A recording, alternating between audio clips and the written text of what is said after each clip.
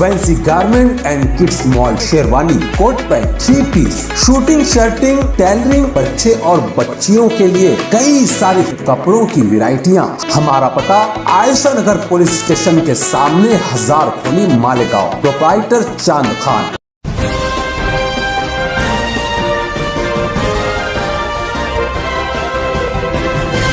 मानव समाचार, मानवता के हक में। मानव समाचार में आपका स्वागत है। मैं हूं अब्दुल रहमान। आइए देखते हैं आज की खास खबर। तकरीबन सुबह 12:30 बजे के करीब में अक्सा कॉलोनी से लगकर पानी की टाकी के बाजू में एक हादसा पेश आया।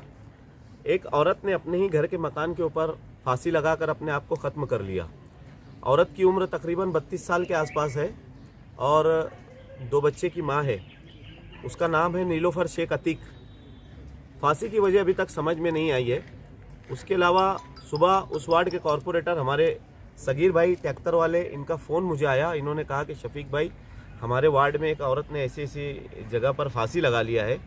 तो मैंने तुरंत वहाँ से अपना रमज़ानपुरा पुलिस स्टेशन के पीआई साहब को कॉल किया और पीआई साहब ने वहाँ पर मदद के लिए वहाँ के उनके कांस्टेबल वगैरह को भेजा। हम लोगों ने इनकेस वगैरह पंचनामा करके, स्पॉट पंचनामा करके, एम्बुलेंस वगैरह बुलाकर सिविल हॉस्पिटल हम लोगों ने उसकी डेड बॉडी लेकर आए।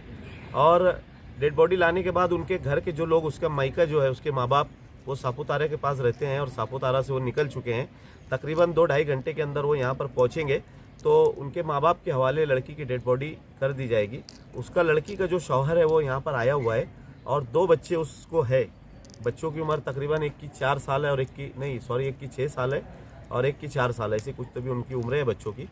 अभी वार्ड के सभी जिम्मेदारान यहाँ पर मौजूद है। फांसी लगाने की वजह अभी तक समझ में नहीं आई है।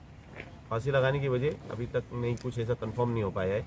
वो पुलिस वालों को जब वो उनका मालूमात लेंगे तो उनके हिसाब से आप लोगों को वो डिस्कस करेंगे।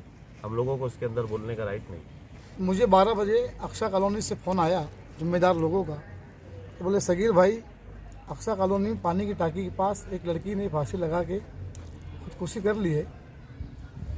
उसके बाद मैं वहाँ जाके देखा, लोगों को वहाँ लोग जमा थे। फिर वहाँ से मैंने शफीक भाई को फ़ोन लगाया, वहाँ के पीआई को फ़ोन लगाया और हम शफीक भाई, हम साथ में मिल के, महल्ले के तमाम लोग साथ में मिल के इनकी बॉडी यहाँ पर लेकर आए और आगे अभी पूरा मामला चालू है। और वहाँ के महल्ले के लोग भी जमा है, उसके दोस्त लोग भी जमा है और उसके ससुराल के ससुरे है, सास है, ननन है, देवर जेठ, तमाम लोग यहाँ पर जमा है।